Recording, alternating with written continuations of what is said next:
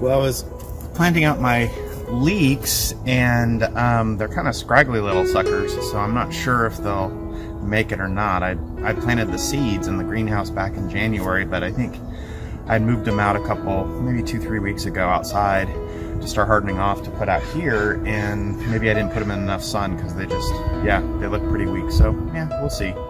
We'll see if it works.